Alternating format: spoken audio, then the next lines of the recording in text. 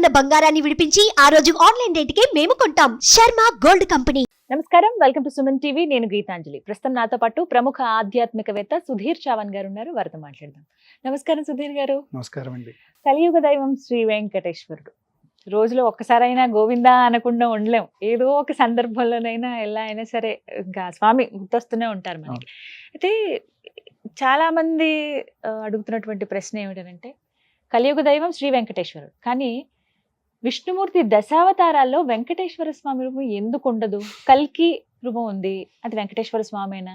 రాబోతున్న స్వామి కల్కినా? మరి కలియుగ దైవంగా వెంకటేశ్వర స్వామిని ఎందుకు అంటారు? ఇది చాలా మందిలో ఉన్నటువంటి సందేహం అన్నమాట. ఏం చెప్తారు? వెంకటేశ్వర స్వామి యొక్క అవతారము కలియుగంలోనే జరిగింది. అవతారము అంటే భగవంతుడి స్వరూపాల్లో విభవ అవతారాలు అంటే ఒక పర్పస్ పెట్టుకొని అవతరించిన రామకృష్ణాది అవతారాలు ఒక పర్పస్తో భగవంతుడు అవతరించాడు.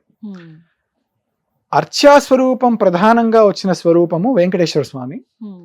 ఇలా అర్చాస్వరూపంతో ప్రధానంగా వచ్చిన చాలా స్వరూపాలు మనం చూడొచ్చు. శ్రీరంగంలో రంగనాథుడు కావచ్చు, కాంచీలో వరదరాజస్వామి కావచ్చు, మేల్కోటలో తిరునారాయణ స్వామి కావచ్చు, భద్రికాశ్రమంలో బద్రీనారాయణుడు కావచ్చు.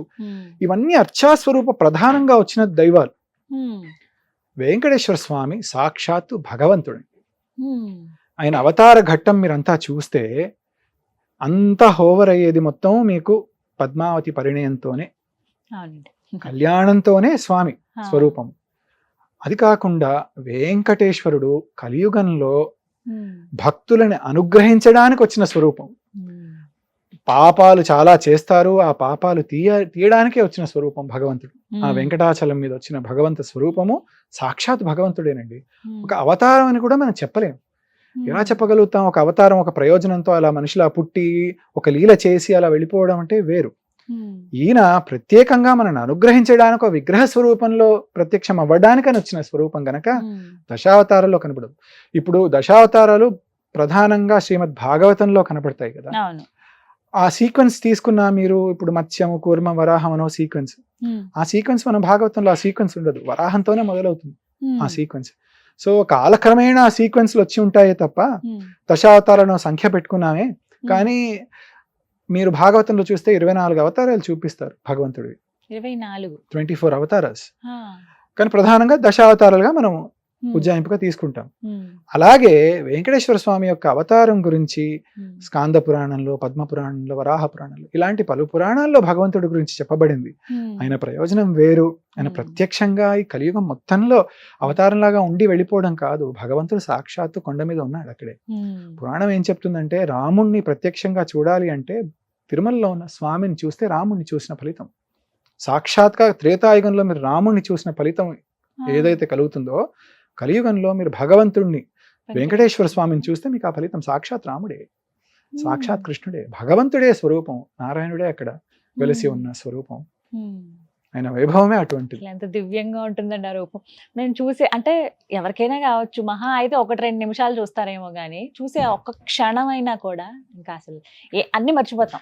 అంతే, ఆ క్షణమే ఎంత తోసేస్తున్నా, ఎలా ఉన్నా, ఎంత అంటే మెట్ల మార్గం ద్వారా వచ్చిన వాళ్ళు ఉంటారు, అంటే నడిచి వచ్చిన వాళ్ళు కావచ్చు, రకరకాలుగా వచ్చిన వాళ్ళు ఉంటారు.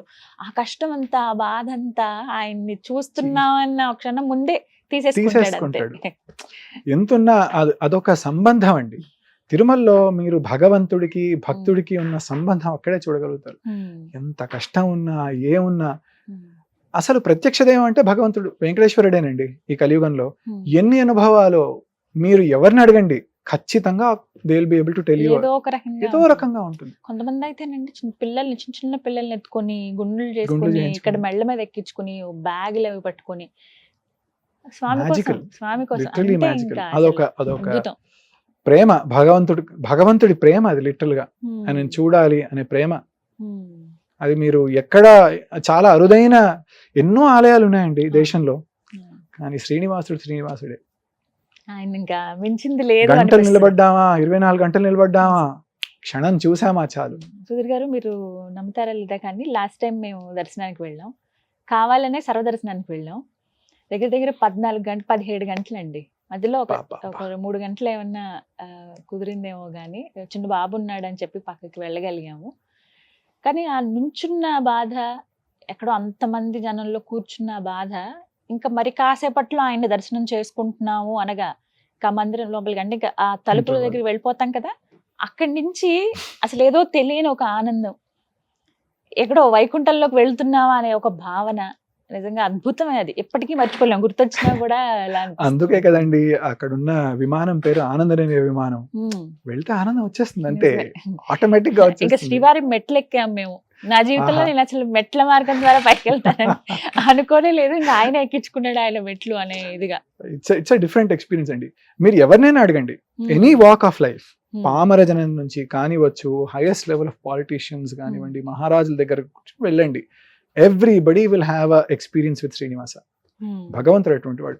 ఇంకా ఒక సంప్రదాయం అని కూడా కాదు, ఇట్ కెన్ బి అద్వైత, విశిష్టాద్వైత, ద్వైత, ఎనీ ఫిలాసఫీ ఇన్ సనాతన ధర్మ, అందరూ ఆ స్వామి పడిపోయి ఉన్నారు.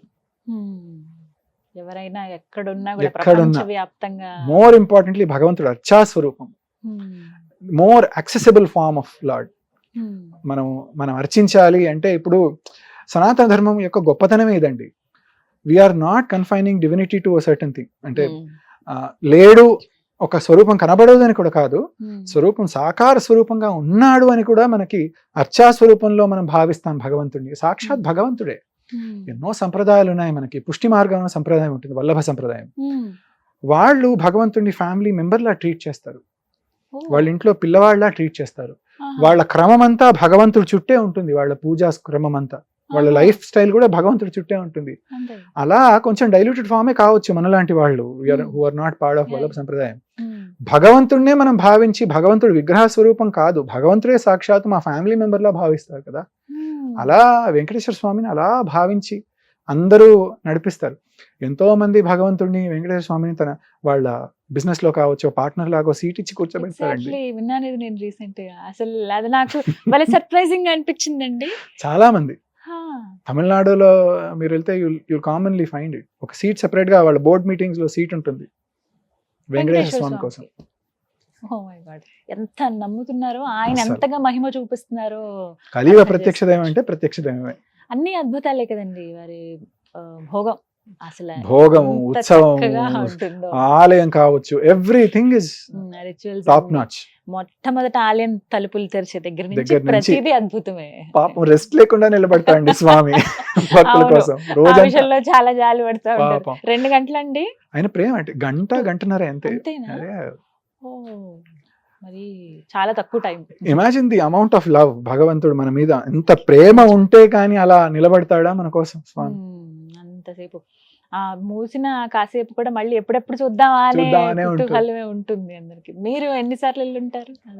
అసలు లెక్కలేదండి. ఎప్పుడు వెళ్ళినా కొత్తగానే అనిపిస్తుంది, ఫస్ట్ ఎప్పుడు వెళ్ళినా కొత్తగా అనే భావన.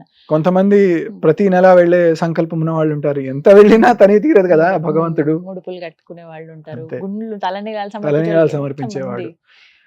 చాలా విచిత్రం. అక్కడికి వెళ్తేనండి నార్మల్ మన లైఫ్ మర్చిపోతాం. లిటిల్ ఒక 2-3 days ఉంటే మళ్ళీ వెనక్కి రాబోద్ది. వాతావరణము అవి మీరు తిరుమల ఎప్పుడు చూసినా అంతేనండి. పాత తిరుమలే కావచ్చు, కొత్త తిరుమలే కావచ్చు. మా అమ్మ వాళ్ళు కానివ్వండి, మా చిన్నతనంలో మేము తిరుమల వైపు వెళ్ళినప్పుడు ఆ మాడవీధిలో ఇల్లులు ఉండేవి, సత్రాలు ఉండేవి. ఆనందం వేరు. ఇప్పుడు మాడవీధులు విశాలంగా ఉన్నాయి, కూర్చోడానికి అందంగా తీర్చబడ్డాయి, అదో అందం.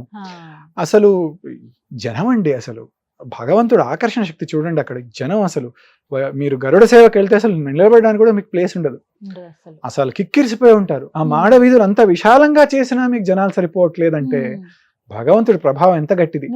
ప్రతిరోజు సాయంత్రం పూట ఉత్సవమూర్తిల విహారానికి రోజు వస్తారు. అప్పుడు కూడా ఎక్కడ ఉంటారో తెలియదు, అందరూ వచ్చేస్తారు ఆ టైం కల్లా భక్తులందరూ. మలయప్ప ఎంత అందంగా ఉంటారండి, ఆ స్వరూపం, మలయప్ప స్వరూపం ఎంత అందంగా ఉంటాడు. ఉత్సవమూర్తి మన పెద్దలు ఏర్పాటు చేసినటువంటి స్వరూపాలు అంటే స్వయం వ్యక్త స్వరూపాలే కావచ్చు, ఒక్కొక్క స్వరూపానికి ఒక బ్యూటీ ఉంటుంది.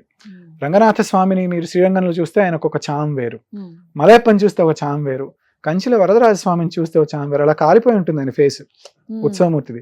కానీ the kind of beauty he has you will get attracted to him. అలా ఒక్కొక్క స్వరూపం మన సనాతన ధర్మంలోనే ఇది చూడగలుగుతాం, ప్రత్యక్షంగా చూడగలుగుతాం. అద్భుతం. ఇంకా స్వామి గురించి ఎంత చెప్పుకునే తక్కువే, తక్కువే. కొన్ని వేల ఎపిసోడ్లు అవుతాయి మాట్లాడిన. బట్ డెఫినెట్ గా మాట్లాడదాం. వెంకటేశ్వర స్వామి వారి పైన చాలా సిరీస్ లాగా కూడా మనం రన్ చేయొచ్చు.